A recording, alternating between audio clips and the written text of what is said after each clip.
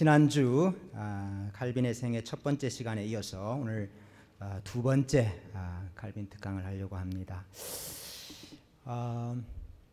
칼빈이 자기의 친구 니콜라스 콥 학장의 연설 때문에 쫓기는 신세가 되었죠.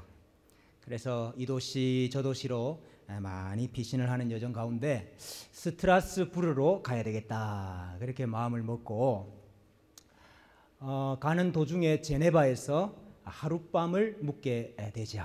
그런데 그 밤 사이에 파렐이 아주 강권하는 바람에 칼빈이 제네바의 목회자로 남게 됩니다. 파렐은 칼빈을 성경 교사로 임명을 했습니다. 그 당시에 이제 시의회와 사실은 정부와 교회가 하나로 이렇게 통합이 되어 있었죠. 그래서 목사 사례를 시의회에서 줬습니다. 그래서 시의회에서 목사 사례를 주겠다 이렇게 약속을 했지만은 사실은 6개월 이상 사례가 지불이 되지가 않았습니다. 그리고 그 다음 해에 9월에 사역을 시작했는데 그 다음에 2월이 되었어야 사례가 조금 나왔습니다. 그런데 그 의회 회의록에 보면은 칼빈이라는 이름도 쓰지도 않고 저 프랑스인이라 이렇게 쓰여져 있어요. 여러분 지금 제네바 아닙니까? 그럼 저 외국인이다 이 말이죠. 저 프랑스인 이렇게 돼 있어요. 칼빈의 사역이 결코 순탄치 않을 것이다 하는 것을 예상할 수가 있습니다.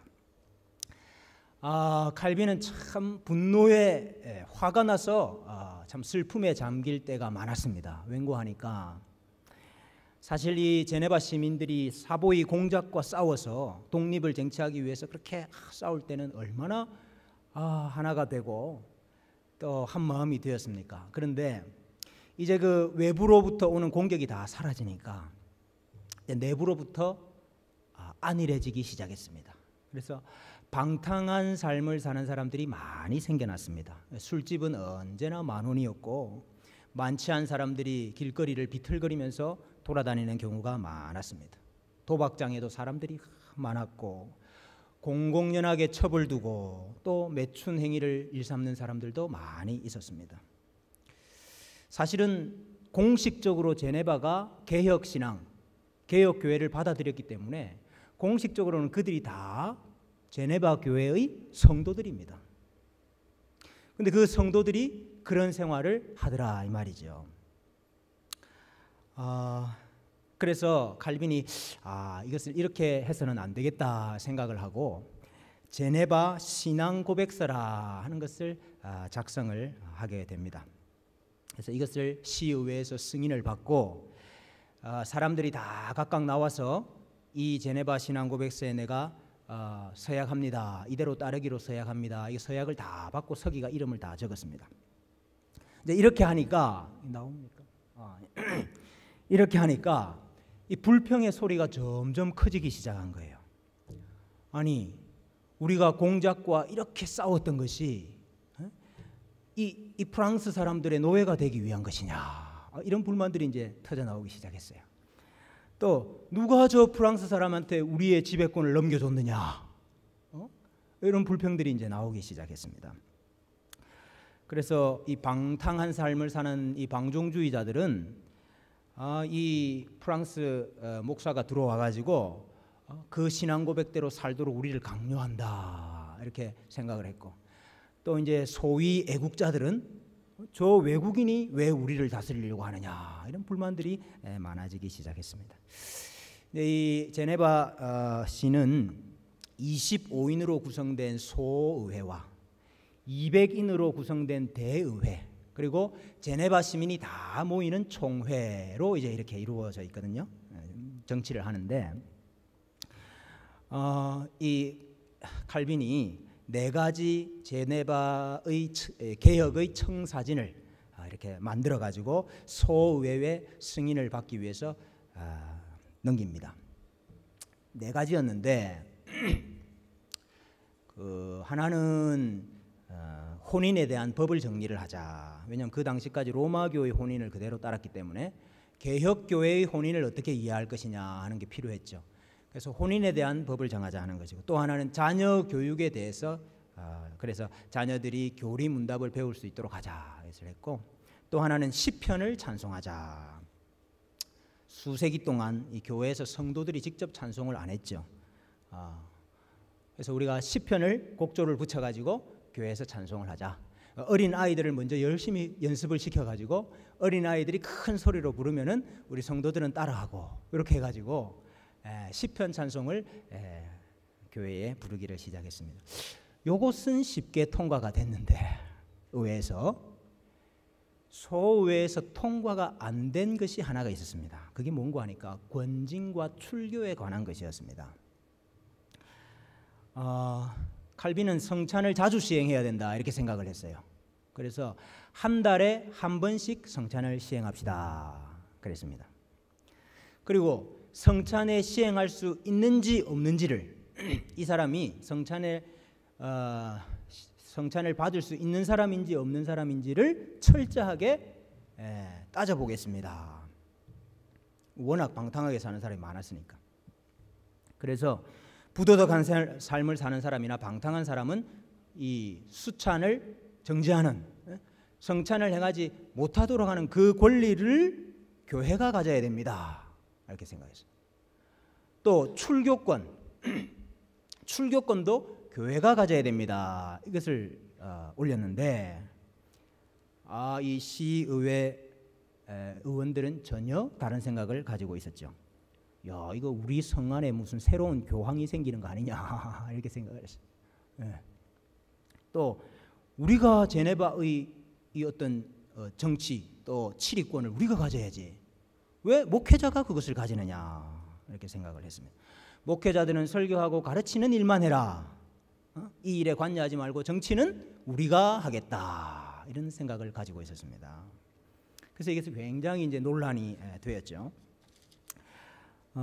그래서 결국 어떻게 결론이 났는가 하니까 성찬은 매달 시행하지 말고 지금처럼 1년에 4번만 시행하도록 하자. 그리고 출교권과 관련된 문제는 더 이상 언급하지 말아라. 이렇게 결론을 내렸습니다. 물론 칼빈이 열심히 목회도 하고 신방도 하고 그렇게 했습니다만은, 그러나 이 방탕한 삶을 사는 사람들이 줄어들 생각을 하지를 않았습니다. 그러던 중에 목회하는데 어려움이 많이 있었는데요. 어떤 어려움이 있었는가 하니까 이 네덜란드에서 제세례파 두 사람이 이 제네바로 와가지고 로마교로 개종한 사람들을 다시 다 세례를 받아야 된다 하는 이 제세례파적인 교훈을 퍼뜨리기 시작했습니다. 또 무고한 고발도 많이 있었습니다. 이 카롤리라 하는 로잔에서 사역하는 목회자인데 이 사람이 지금 제네바에 있는 목사들은 예수가 하나님이라는 사실을 고백하지 않는다, 이런 식으로 무고하게 또 칼빈을 고발하는 일들이 많이 있었습니다. 참 목회가 어려웠어요, 칼빈이. 그런 일을 겪다 보니까 가장 큰 타격 중에 하나는 그 친구 뒤틸레라고 있지 않았습니까? 그 앙굴렘에서 큰 서재를 가지고 있어가지고 칼빈이 앙굴렘에 피신했을 때에 그 서재에서 이렇게 연구하고 했었잖아요. 그리고 앙굴렘에서 이렇게 바젤로 피신할 때에 같이 따라왔던 친구, 그 친구 뒤틸레가 이게 정말 이 제네바에 세워지는 이 교회가 정말 참된 교회가 맞느냐?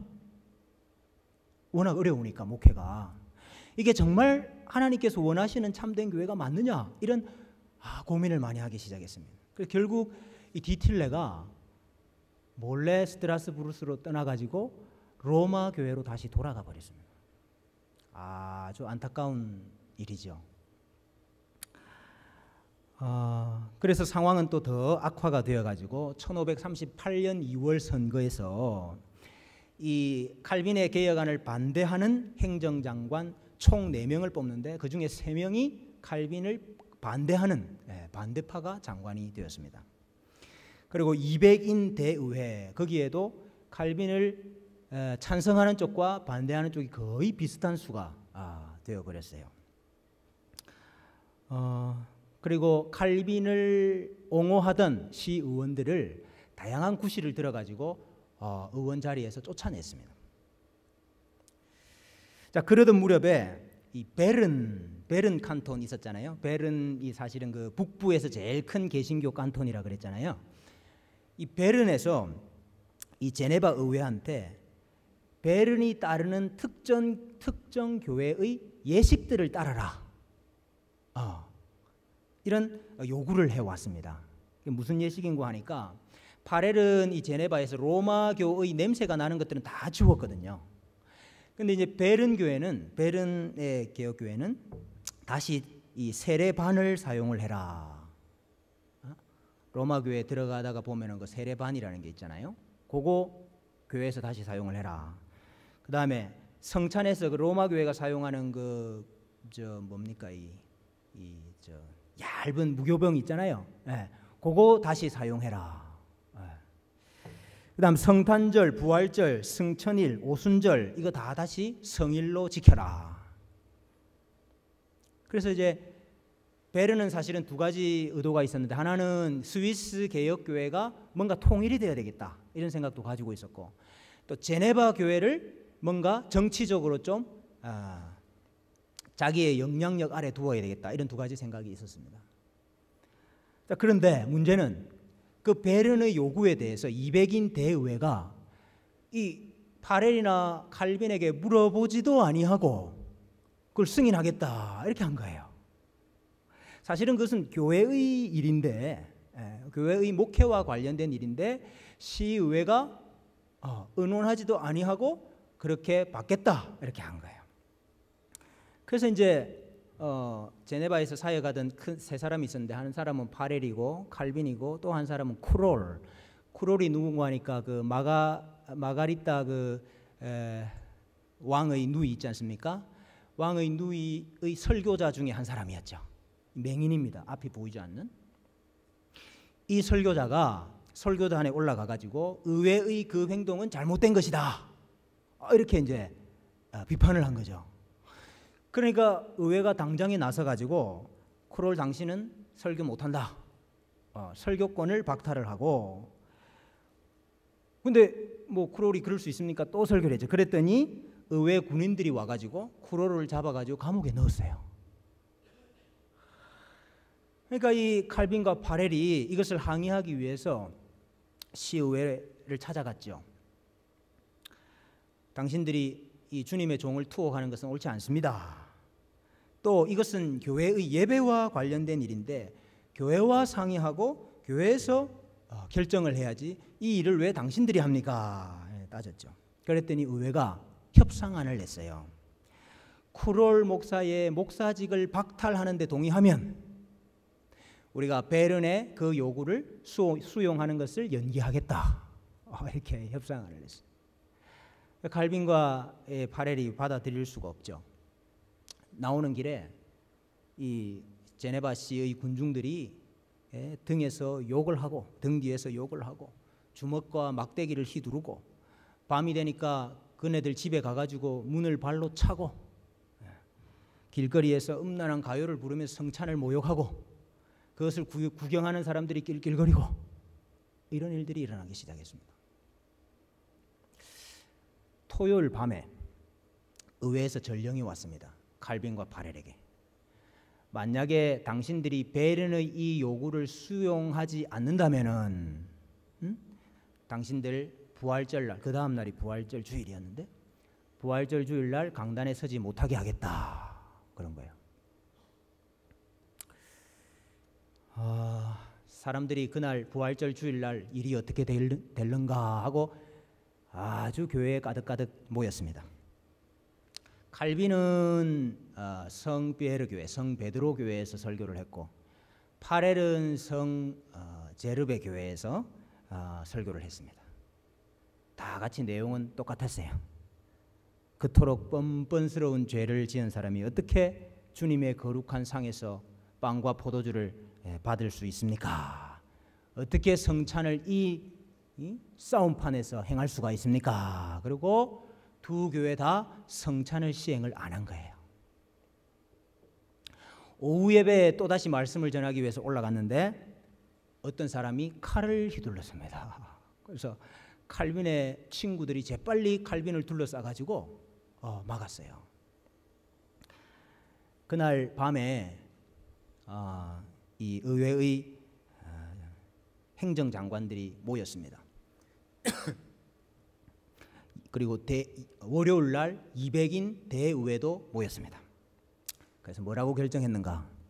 칼빈과 쿠롤과 파렐 이 세 사람은 사흘 동안의 말미를 줄 테니까 그 기간 내에 우리 도시에서 떠나시오. 그런 거예요. 네. 그래서 이 세 명의 목회자가 제네바를 떠나게 됩니다. 1538년 4월 25일. 스위스 교회가 이 사태를 좀 막아보려고 베른에게 좀 중재를 해라 이렇게 요구를 했는데 베른 중대단이 제네바에 왔습니다마는 아무 소용이 없었어요. 그래서 결국 이 칼빈과 파렐은 기독교 강요 초판을 썼던 바젤로 떠나게 됩니다. 바젤에서 잠시 머무는 동안에 이 파렐은 뇌사텔이라 하는 곳이 있어요. 제네바에서 이렇게 조금만 더 올라가면은 뇌사텔이라는 곳이 있는데 그곳에 목회를 좀 해주십시오 하는 청빙을 받습니다. 그래서 파렐은 뇌사텔로 청빙을 받아 떠납니다. 칼빈에게도 청빙이 왔어요. 스트라스부르에서. 네. 그래서 이 스트라스부르는 지금은 프랑스에 속해 있지만은 그 당시에는 독일에 속해 있었습니다. 그래서 이 프랑스에서 신앙의 박해를 많이 받은 프랑스 사람들이 신앙의 박해를 피해서 도망을 많이 갔던 곳이 이 스트라스부르였어요. 그래서 이 프랑스 난민들이 많았기 때문에 프랑스 난민들에게 프랑스어로 설교하는 목회자가 필요했어요. 그래서 이제 칼빈을 좀 와주시오 이렇게 했습니다. 그렇지만은 칼빈이 처음에는 거절을 합니다. 나는 바젤에 머물면서 하나님께서 명하시는 일을 좀 더 찾아보겠습니다. 이렇게 거절을 해요. 근데 제네바를 떠난 지 5개월이 채 되지 못해서 칼빈이 스트라스부르로 떠나게 됩니다. 지금도 스트라스부르 가면 뿌띠 프랑스라 있잖아요. 그 이제 작은 프랑스라 그런 말인데 그때부터 워낙 프랑스 사람들이 많이 피난을 온 거예요. 그래서 마치 작은 프랑스 마을이 형성될 정도로 프랑스 난민들이 많았던 곳입니다. 거기는 마틴 부처라는 개혁자가 열심히 목회를 하고 있었습니다. 그 사람은 성 토마스 교회에서 목회를 했어요. 지금도 스트라스부르 가시면 아주 큰 교회당이 성 토마스 교회가 있습니다. 그리고 이제 그 바로 옆에 보면은 교회 바로 옆 골목으로 조금만 가면은 그 부처가 살았던 사택이 있어요. 처음에는 이제 칼빈이 그 사택에 같이 좀 머물게 됩니다. 그러니까 뭐 우리 그 부처의 집에는 늘 뭐 손님들, 여행객들, 피난민들 이런 사람들이 늘 북적였죠. 그 부처의 아내가 엘리자베스였는데 엘리자베스가 참 그 사람들을 극진하게 대접을 잘하는 사람이었습니다. 칼빈은 어디서 목회를 했느냐? 칼빈은 방패교회라 하는 교회에서 목회를 했어요. 물론 그 당시 건물은 아니지만은 건물이 아직 남아 있습니다. 제가 갔을 때 그 방패교회 바로 맞은편에 있는 숙소에서 제가 이제 하룻밤을 묵었는데 길만 건너가면 바로 이제 그 교회였어요. 그래서 제가 주일 저녁에 교회가 혹시 예배를 드리나 그래가지고 이제 주일 저녁에 교회를 가봤죠. 갔더니 예배를 드리는 것이 아니고 그 교회가 그 음악하는 사람들에게 이제 교회당을 빌려줘가지고 이제 음악회가 열렸어요. 그래 갔더니 음악회가 열려. 나는 공짜인 줄 알았는데 돈을 내더라고요.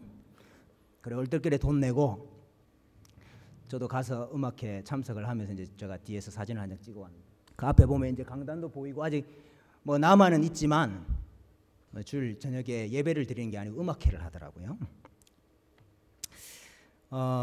29세의 칼빈이 스트라스부르에서 목회를 많이 배웁니다. 반성도 좀 많이 했던 것 같아요. 무슨 반성을 하느냐면 그 칼빈이 파렐에게 보낸 편지를 보면은 우리는 하나님 앞에서 기꺼이 우리의 서투름을 시인하고 고침을 받아야 합니다. 논쟁을 피하려고 노력해야 됩니다. 사소한 의식 절차에 대해서는 교인들을 권유하여 논쟁하지 않도록 애쓰고 있습니다. 그랬어요. 예.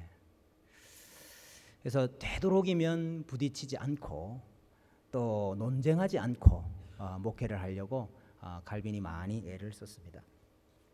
그러면서 이제 제네바에서 해보고 싶었던 것들을 스트라스부르에서 많이 해요.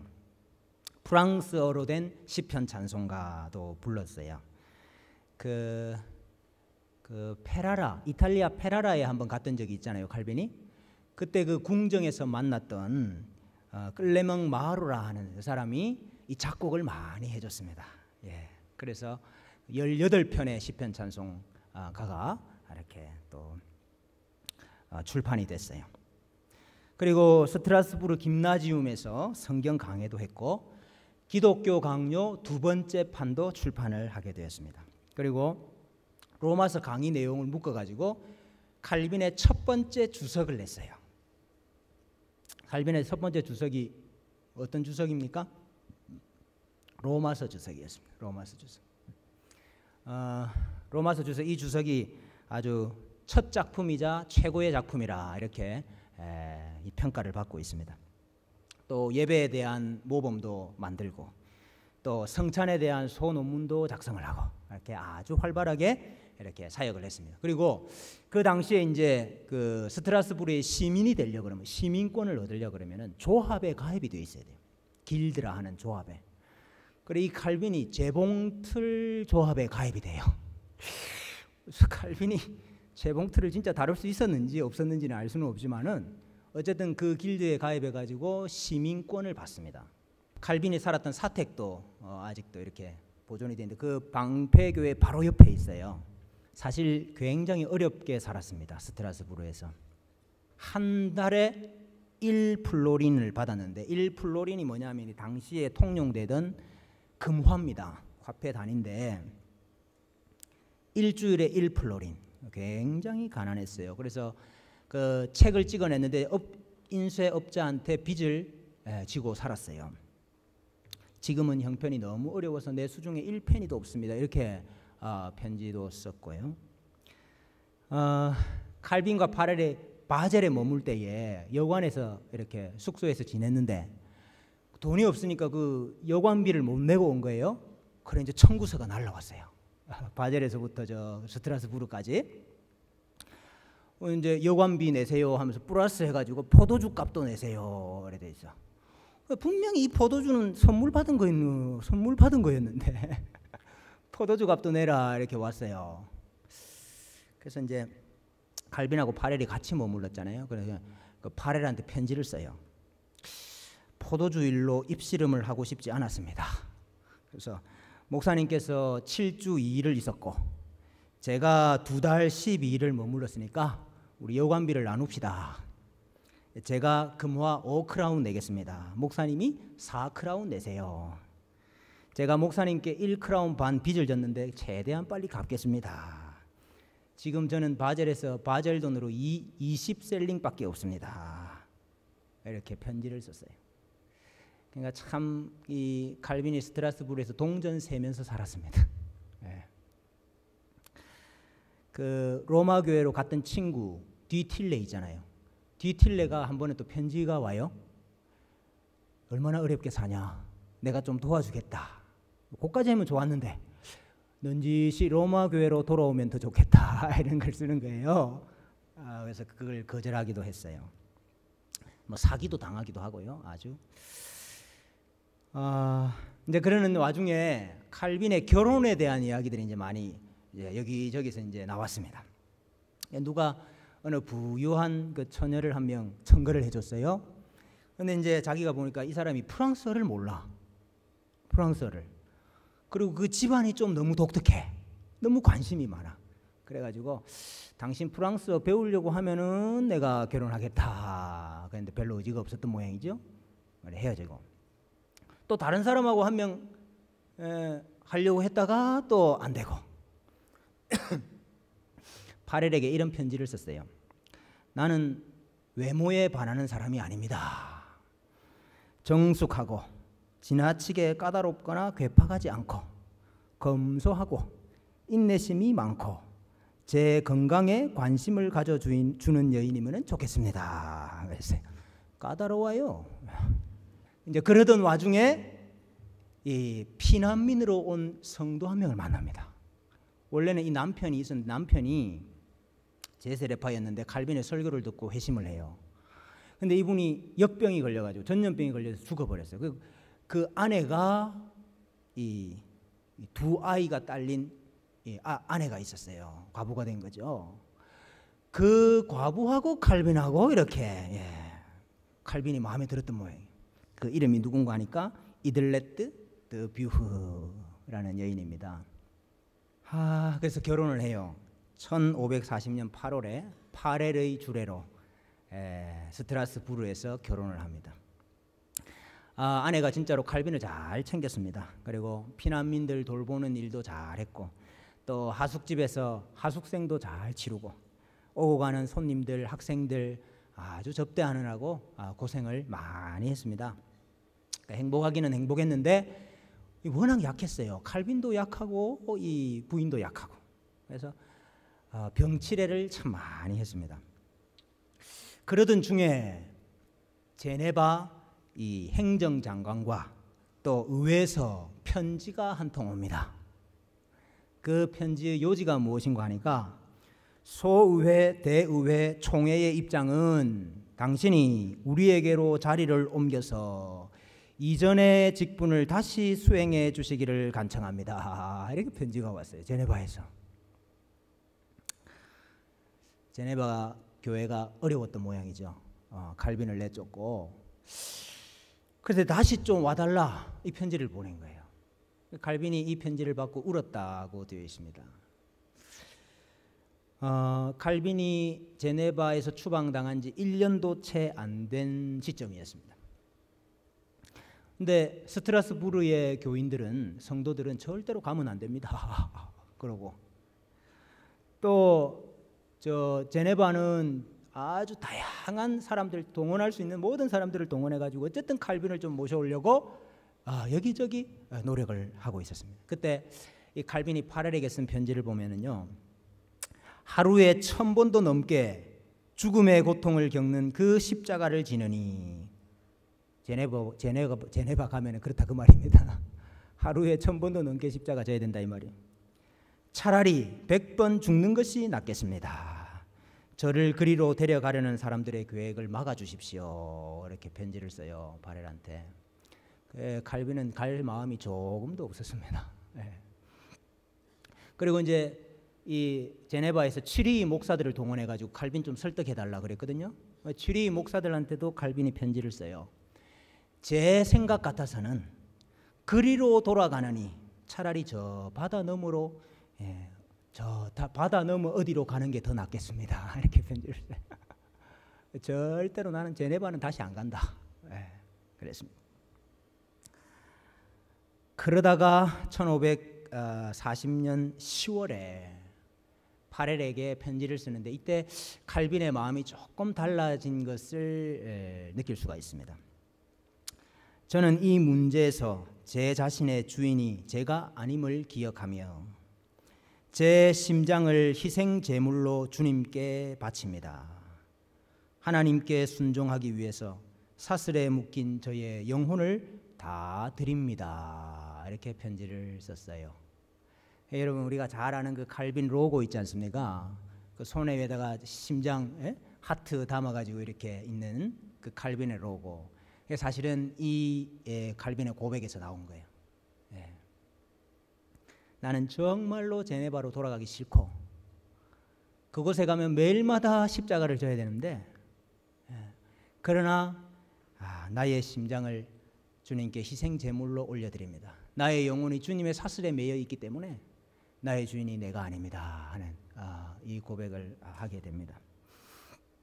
그래서 오랜 숙고의 기간을 거친 다음에 칼빈이 제네바로 돌아가기로 결정을 합니다. 스트라스부르 시의회가 겨우 허락을 해줍니다.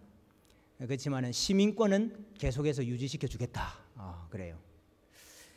그래서 제네바 의회가 칼빈을 데리고 가기 위해서 말을 탄 이 전령을 파송을 합니다. 그래서 1541년 9월 13일 날 칼빈이 제네바로 다시 돌아옵니다. 그래서 제네바 2차 사역, 2차 목회가 시작이 되는 거죠. 제네바 의회가 여러 가지 준비를 많이 했습니다. 호수가 내려다 보이는 아주 정원이 좋은 사택도 준비를 해놨습니다. 칼빈이 살던 사택이 아직 있죠. 그 안에 가구들도 아주 잘 준비를 해놓고 또 검정 우단 외투 한 벌도 또 준비를 하고 또 성베르 교회의 강단을 또 새롭게 만들었어요. 예. 그래서 강단도 다 해주라고. 그리고 이제 칼빈의 아내와 또 그 딸을 데리고 오기 위해서 마차를 보냅니다. 그래서 다 데리고 오죠. 사례비가 1년에 500플로린. 아까 저 스트라스부르에서 한 달 동안 4플로린 정도 받았거든요. 그 1년 하면은 한 50플로린 정도 되는데 제네바에서 500플로린을 받았습니다. 12가마니 밀하고 포도주 2통을 함께 받았습니다. 그래서 이 칼빈의 사례가 그 당시에 다른 목사들의 사례보다 좀 많았는데 그 시의회가 칼빈 선생은 손님을 많이 치루어야 되기 때문에 그렇게 한다 이렇게 결정을 했어요. 칼빈이 제네바로 돌아와서 첫 주일날 강단에 섰습니다. 이 칼빈은 설교를 어떻게 했는가 하니까 성경 한 권을 택해가지고 한 장 한 장 한 장 이렇게 차례대로 강해해 나가는 식으로 설교를 했거든요. 근데 그 제네바에서 추방되기 전에 했던 그 마지막 설교 본문 그거 이어가지고 했습니다. 예. 3년 동안 떠나 있었는데 그 3년 전에 했던 본문 그거 이어가지고 또 설교를 했어요. 제네바에 돌아와서 칼빈이 교회법을 제정을 합니다. 교회의 4가지 직분이 있다. 목사, 교사, 장로, 집사. 칼빈은 4직분으로 봤습니다. 그리고 매주일 새벽과 아마 9시에 성비에로 교회와 제르베 교회에서 예배를 드리고 설교하고 정오에 어린 아이들을 위한 교리문답 교육을 하고 오후 3시에 두 번째 예배를 오후 예배를 드린다 결정을 하고 주중에 월, 수, 금요일 날 강의를 하고 세례는 교회에서 하되 출입문 쪽이 아니고 강단 옆에서 행하는 것으로 하고 성찬상은 강단 옆에 두고 교인들이 앞으로 나와서 성찬을 받는 것으로 하기로 결정을 합니다. 출교권, 이 출교권이 사실은 문제가 많았던 거잖아요. 죄를 계속 범할 경우에 3번 경고한 후에 교회가 생활의 변화를 보이지 않으면은 성찬, 수찬 정지를 할 수 있다. 그렇지만은 이 권징의 문제는 온유하게 다루어야 되고 죄인들을 주님께로 돌아오게 하는 약으로만 사용을 해야 된다. 이렇게 단서를 붙였습니다. 시의회가 칼빈을 모셔오기는 했지만은 시의회 의원들이 그러면 칼빈 당신이 다 치리하세요 이런 마음은 절대로 아니었습니다. 절대로 아니었습니다. 그래서 교회의 장로를 누가 선택하느냐? 교회의 장로를 시의회에서 선택했어요. 칼빈은 이것을 반대했습니다. 교회의 직분자는 교회가 선택해야 됩니다. 이렇게 생각을 가졌지만은 또 시의회하고 또 싸우면 안 되잖아요. 그래서 칼빈이 한 발 물렀습니다. 그래서 장로를 시의회에서 택하는 것으로 이렇게 했습니다. 그래 이제 이 교회법이 통과가 됐어요. 2달 만에. 근데 이 교회법이 시행되는 것은 14년 후에야 시행이 돼. 그럼 여러분 14년 동안 뭐 어땠다는 말입니까? 칼빈이 목회하기 매우 어려웠습니다. 여러분 2차 제네바 사역도 쉬웠던 게 아니에요. 뭐 제네바 의회가 칼빈 모셔왔기 때문에 뭐 다 동의하고 다 도와주고 했다? 천만의 말씀입니다. 14년 동안 여전히 칼빈은 어려웠습니다.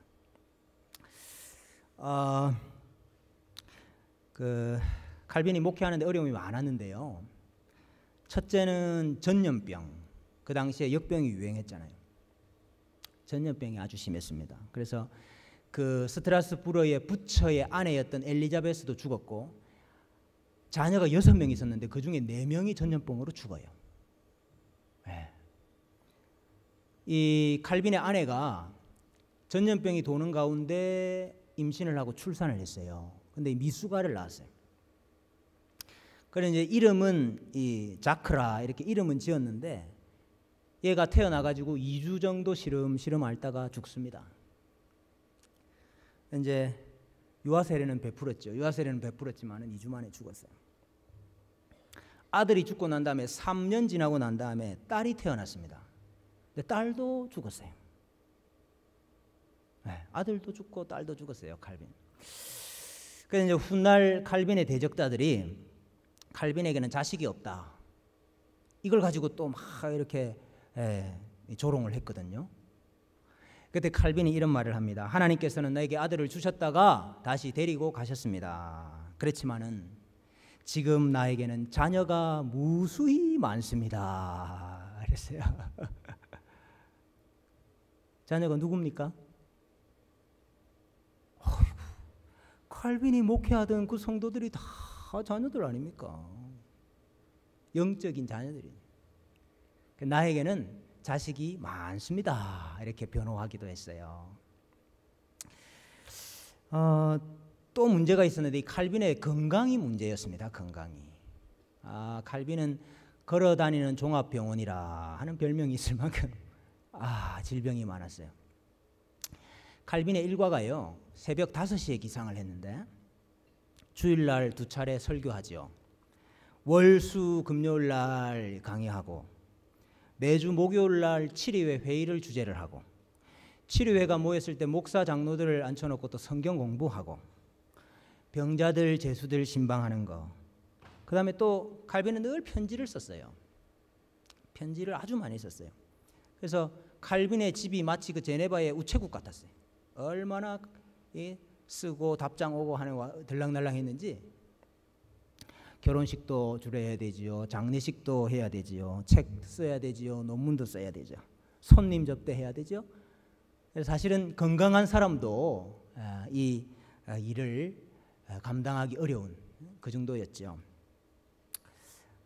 근데 안타깝게도 칼빈보다도 그 아내 이틀레트의 건강이 더 빨리 악화가 되어가지고 1549년 3월 29일 날 아내가 먼저 세상을 떠납니다.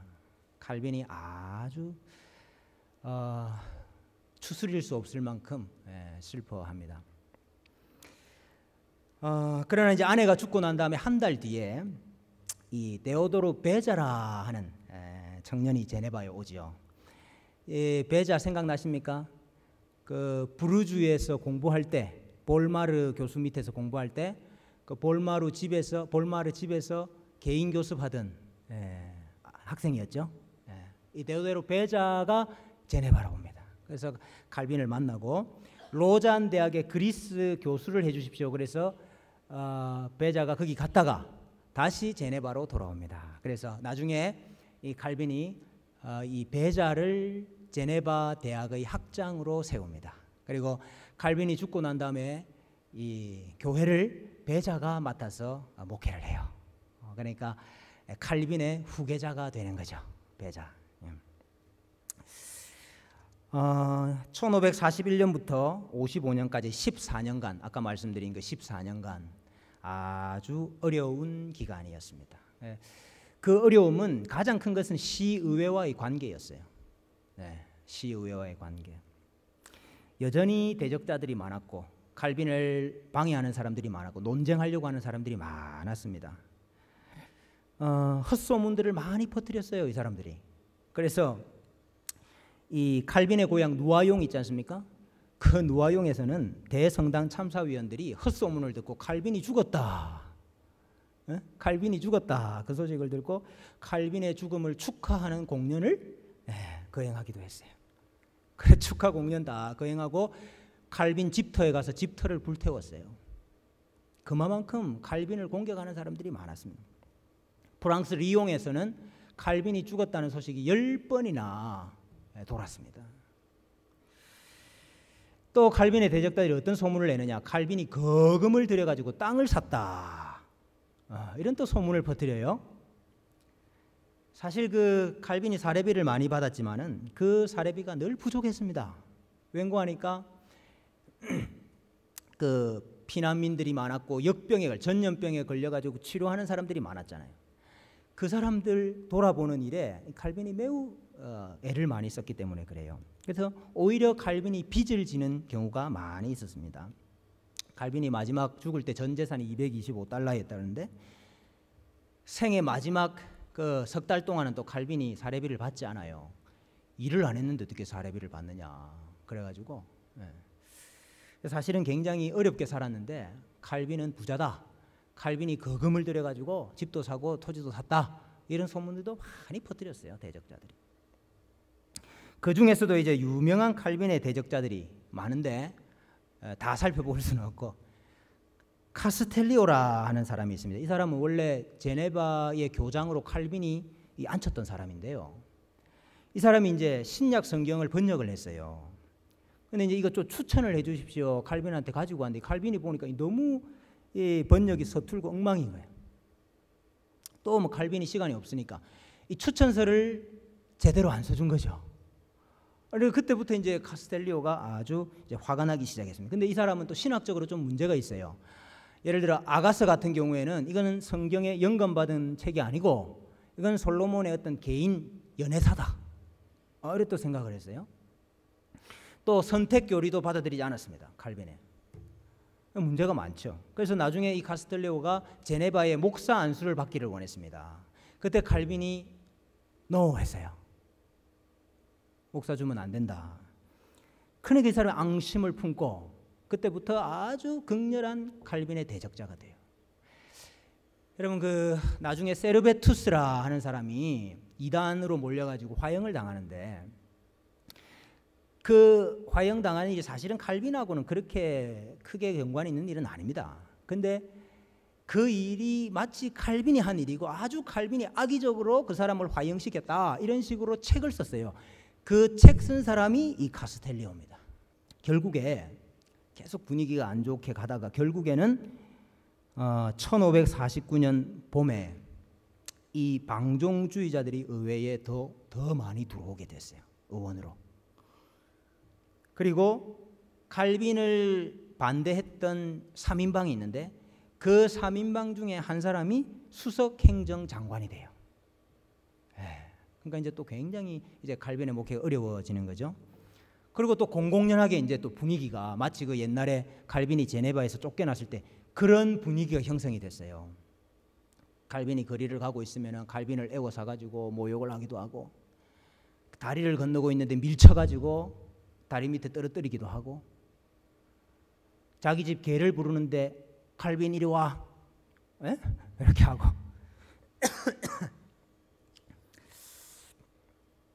칼빈은 건강도 많이 안 좋아져 가지고요, 천식이 심해졌고 늑막염이 생겼고 치질이 또 심했고요, 두통 때문에 밤새도록 한숨도 못 자는 일도 많았고, 복통, 소화불량, 독감, 이거 항상 따라다녔습니다.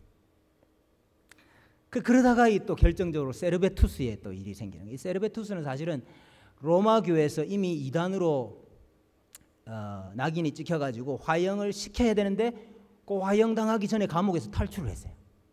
그 감옥에서 탈출을 해가지고 제네바로 또 하필 왔어요. 제네바로.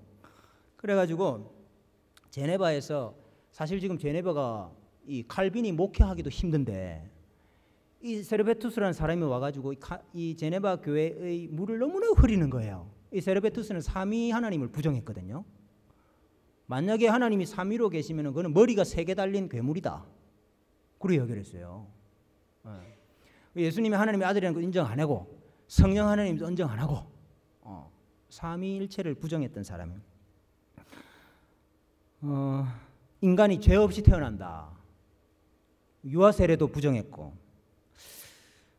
또 인간이 스스로 구원을 결정할 수 있다. 이런 아주 그 반개혁적인 주장을 계속하니까 칼빈이 제네바 교회를 방어하기 위해서 이 세르베투스에 대한 39가지 고발을 내용을 가지고 소송을 합니다. 그럼 이제 재판은 누가 하는? 재판은 소의회의 몫이에요. 소의회가 재판을 하는 거예요. 근데 이 의회가 방종주의자들이 지금 장악하고 있잖아요. 그 세르베투스 편을 드는 쪽으로 자꾸 기우는 거예요. 그러면서 이제 칼빈이 너무 방탕하다. 그래서 수찬 정지를 시켰던 사람을 시의회가 칼빈의 동의도 없이 수찬 정지를 풀어줘요. 이런 일이 생기고 하면서 아주 이제 힘들어졌습니다. 그래서 칼빈이 어떤 생각까지 하느냐면, 이거 내가 다시 제네바를 떠나야 될 수도 있겠구나, 이런 생각까지 합니다. 그러면서 한 번은 바울이 에베소 교회 장로들에게 했던 고별 설교 있잖아요. 그 고별 설교를 하기도 했어요, 교회에서. 근데 이제 세르베투스 재판을 하면서 이 소의회가 나머지 4 칸톤의 의회에게 편지를 보내가지고 자문을 구했지. 베른, 치리, 바젤, 샤프하우겐에 이제 보냈습니다. 근데 답이 다 어떻게 왔는가 하니까 아주 부정적으로 왔어요. 그리고 베른에서는 만약에 그 사람이 우리 도시에 있었으면 그 사람은 화형이다, 이런 식으로 답이 왔어요. 그러니까 이제 이 의회도 처음에는 세르베투스를 동조하는 쪽으로 가다가 이 다른 이 시의회들에서 칸톤에서 다 그렇게 이야기를 하는 거, 이것을 또 그거 할 수 없죠. 무시할 수 없죠. 그래서 소의회에서 이 세르베투스를 화형시키기로 결정을 해요.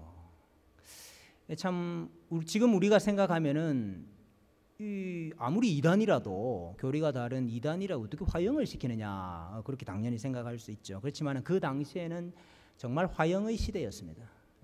화형의 시대였고, 그것이 그들의 신앙을 잘 지키는 의무다, 그렇게 생각을 했던 시대죠.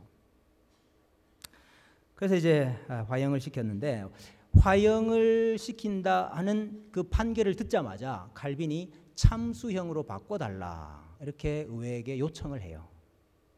그렇지만은 그 요청이 받아들여지지 않습니다. 근데 이제 대적들은 다 칼빈이 그를 화형시켰다, 이렇게 소문을 퍼뜨렸죠. 그러나 천만다행으로 이제 그 사건 이후로 점차 이 방종주의자들의 이 세력이 약화가 됩니다. 그래서 1552년 2월에 결국 이 칼빈의 개혁안을 따르는 사람들 중에 4명 장관이, 행정장관이 다 선출이 되고, 그 다음에 그 주로 반대했던 3인방, 그 3인방들이 다 도망을 가요. 이제 그때부터 칼빈이 마음껏 제대로 목회할 수 있었습니다. 존 낙스라는 사람이 스코틀랜드 사람인데요. 이 사람이 제네바에서 3년 동안 살면서 제네바 시민이 되었습니다. 그래서 이제 영국에서 피난 온 사람들이 있어요. 또 영국의 그 엘리자베스 여왕의 박해를 피해 가지고 도망 온 사람들, 그 사람들을 데리고 영국말로 그 설교하고 강의를 했어요. 그게 어디냐면 성피에로 교회 바로 옆에 보면은 강당이 하나 있습니다. 교회당 같은. 그 강단에서 존 낙스가 영국인 피난민들을 대상으로 가르치고 설교를 해요. 이제 주중에 칼빈이 설교했던, 가르쳤던 곳도 그곳이거든요. 그래서 이제 그것을 우리가 칼빈의 강당이라 그렇게 부릅니다. 존 낙스가 이 제네바에 와가지고 칼빈과 함께 사역을 하고 칼빈 밑에서 잘 배우죠. 낙스가 그런 말을 해요. 사도 시대 이후로 이 땅에 존재한 가장 완벽한 그리스도의 학교다, 제네바를 가리켜서 그런 식으로 이야기를 합니다. 1559년에 낙스가 스코틀랜드 자기 고향으로 돌아가가지고 이 칼빈의 어떤 교리와 교회 정치를 잘 접목시켜 가지고 스코틀랜드의 장로교회의 시초를 만들게 되죠. 사역의 열매들이 많았습니다. 총 96권의 저서를 남겼어요. 이게 다 칼빈이 쓴 건 아니고 비서들이 아주 역할을 많이 했습니다. 강의하고 설교하고 할 때 비서들이 받아 적었어요. 그래서 성경 주석이 구약 9권, 신약 1권, 요한계시록 빼고 모든 주석이 다 출판이 됐어요. 2,000편이 넘는 설교가 남아 있습니다. 예, 칼빈의. 제네바 시의 목사가 18명으로 늘어났습니다. 18명. 칼빈이 그 시편 찬송도 아주 많이 발전을 시켰는데요. 우리 찬송가 1장 있죠. 1장. 만복의 근원 하나님. 요게 이제 제네바 찬송가에 사실은 들어가 있던 겁니다. 예. 세계 최초의 개신교 대학인 제네바 대학을 설립합니다. 칼빈이. 예. 그래서 지금도 제네바 대학이 있죠. 예. 지금은 이제 양옆으로 건물을 많이 지었는데 원래는 그 가운데 있는 본관, 거기가 칼빈이 세웠던 제네바 대학이었습니다. 그리고 제네바 대학 바로 맞은편에 보면은 광장이 있습니다. 공원이 있어요. 그 공원에 개혁자 4사람의 동상이 세워져 있습니다. 이 제네바와 관련된 개혁자 4사람의 동상이 제일 왼쪽부터 보면은 파렐, 그다음에 조금 튀어나온 사람이 칼빈, 그다음에 그 옆이 베자, 그 옆이 잔 낙스. 이렇게 칼빈의 개혁자들, 제네바의 개혁자들 4사람 동상도 세워져 있습니다. 이 제네바 대학 아주 좋은 소문이 많이 났어요. 그래서 제네바 대학의 학생들은 소르본 대학의 박사들처럼 말할 수 있다 하는 소문들이 평판을 받았어요. 예. 소르본 대학이 그 당시 로마 교회를 대표하는 대학이었거든요. 예, 파리에. 근데 제네바 대학 학생들이 소르본 대학 박사보다도 낫다 이런 평판을 받을 만큼 아주 이 학교가 유명해졌죠. 이 학교 졸업생 중에 누가 있냐면은 올리비아누스라는 사람이 있어요. 이 사람이 나중에 하이델베르크 교리문답을 공동 작성하는 아주 유명한 사람이죠. 프랑스는 계속해서 박해를 받아요. 지금 칼빈은 제네바 와서 사역하잖아요. 칼빈의 고향 그 프랑스는 계속해서 박해가 많아요. 그래서 그 위구노들이 참 박해 가운데서도 첫 번째 세례를 주고 그 첫 번째 그 개신 교회가 되는 거예요. 파리에서 첫 번째 세례를 주고 그 장소에서 첫 번째 위그노 교회 총회가 열립니다. 그게 언젠가 하니까 1559년 5월인데요. 그때 참 칼빈이 마음이 너무 좋았어요. 자기 그 민족 아닙니까? 그 자기 민족 박해받는 사람들이 모여서 첫 번째 개혁교회 총회를 한다. 이 소식을 듣고 너무 마음이 좋아서 편지를 보내는데요. 지금 파리에 가면은 그 위그노들이 첫 번째 총회했던 그 자리가 남아 있습니다. 지금은 뭐 미술관 건물처럼 그렇게 돼 있어요. 근데 이제 그 밑에 지하로 가면은 그곳이 총회했던 자리가 있습니다. 1559년 7월에 50회 생일을 맞습니다. 그리고 8월에 기독교 강요 4판 최종판을 완성을 합니다.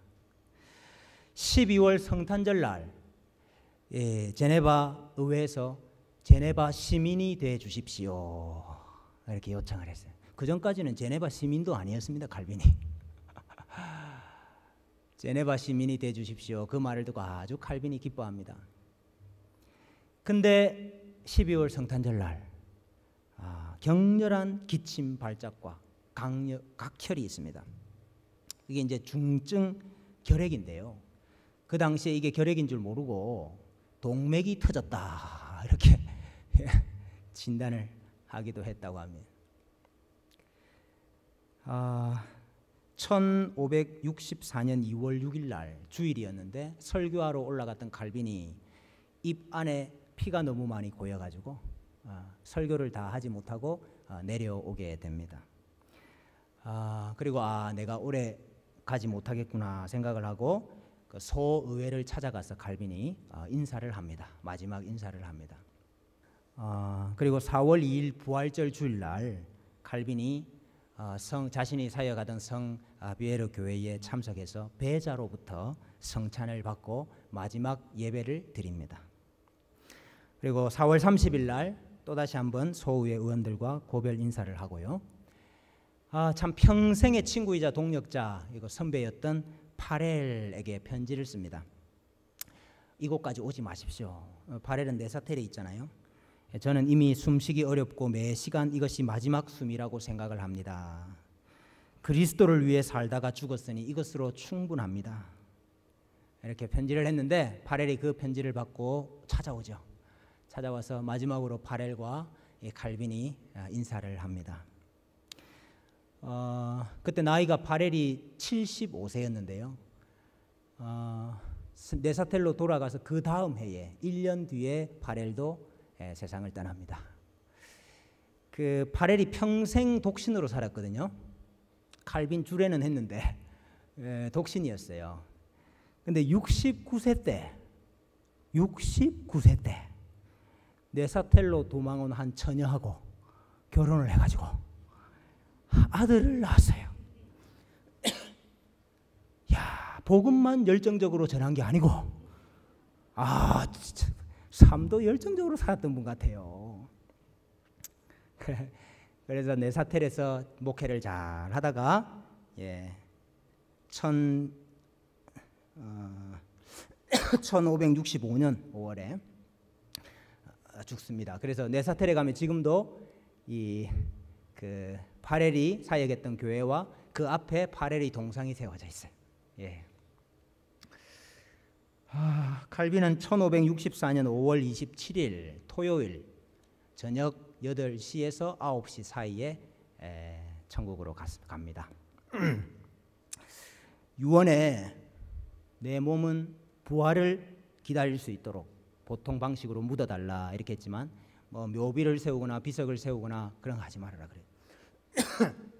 그래서 이제 시간이 지나면서 칼빈이 어디 묻혔는지도 모르게 됐어요. 그러다가 현대에 이르러 가지고 칼빈을 연구하던 한 사람이 칼빈의 무덤이 도대체 어디냐 찾다가 이 칼빈의 약자 이니셜이 새겨져 있는 무덤을 발견을 하고 그게 칼빈의 무덤인 것을 확인을 합니다.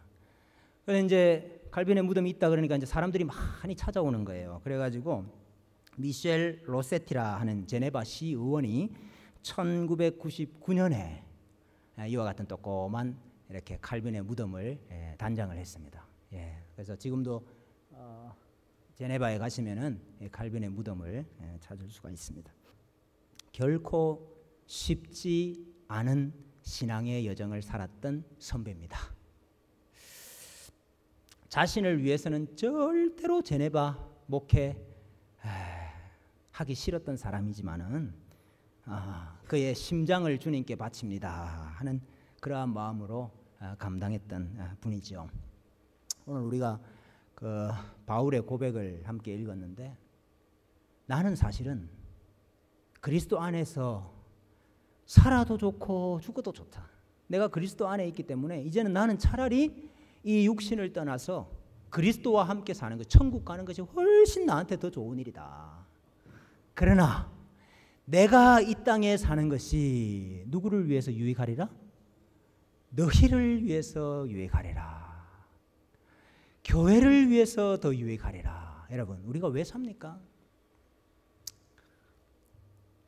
여러분, 사실 내 자신을 보면은요, 나 천국 가서 사는 게 훨씬 좋지요. 안 그러신 모양이지요?